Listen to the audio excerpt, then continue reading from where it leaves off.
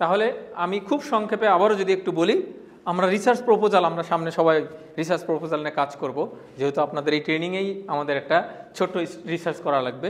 3টা জিনিস আমরা খেয়াল রাখবো, যেখানে আমি বলেছি 3Ws, হ্যাঁ, হোয়াট, হোয়াই এবং হাউ।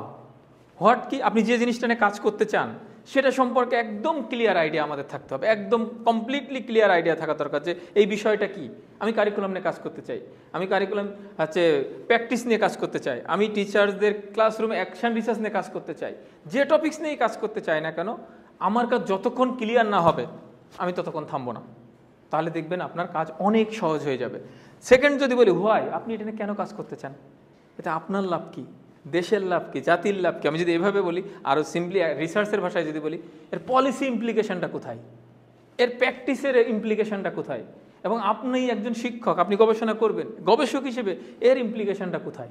যতক্ষণ আপনার কাছে হোয়াই এর অ্যান্সার কমপ্লিটলি রেশনাল না হবে, ততক্ষণ আপনি এটা নিয়ে কাজ করে যাবেন যে প্রপোজাল আমার আরও কাজ করার সুযোগ রয়েছে, আরও কিছু ভাবার সুযোগ রয়েছে।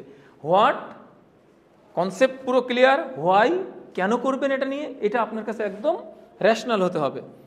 লাস্ট হলো হাউ, এই কাজটা আপনি যেটা প্ল্যান করছেন, যে টপিক্সটা নিয়ে কাজ করতে যাচ্ছেন, এটা কিভাবে করবেন, এটা কি আপনি ক্লিয়ার, এটা কি আদৌ ডুয়েবল, এই কাজটা কি আপনি করতে পারবেন, মানে যে উপায়গুলো গিয়ে আপনি কাজটা করবেন, যেটাকে আমরা রিসার্চের ভাষায় বলি মেথোডোলজি, কিভাবে কাজটা করবেন, এটা যতক্ষণ আপনার কাছে ক্লিয়ার না, ততক্ষণ বুঝতে হবে যে আপনার অনেক কাজ করার সুযোগ রয়েছে।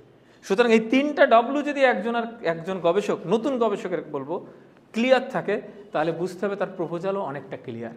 তার মানে আমার প্রপোজাল মানে কি, অন কাইন্ড অফ প্ল্যানিং। আমার প্রপোজাল ভালো হলে, ক্লিয়ার হলে, আমার কাছে একদম স্পষ্ট হলে, আমার রিসার্চটা অনেক সহজ হয়ে যাবে।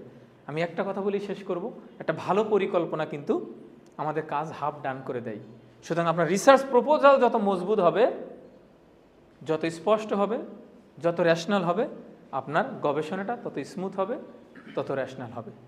আশা করি আমি খুব অল্প সময়ের মধ্যে 3W ব্যাখ্যা করতে পেরেছি। কি বলেন সবাই? Thank you. আমি আর বেশি কিছু বলতে চাই না।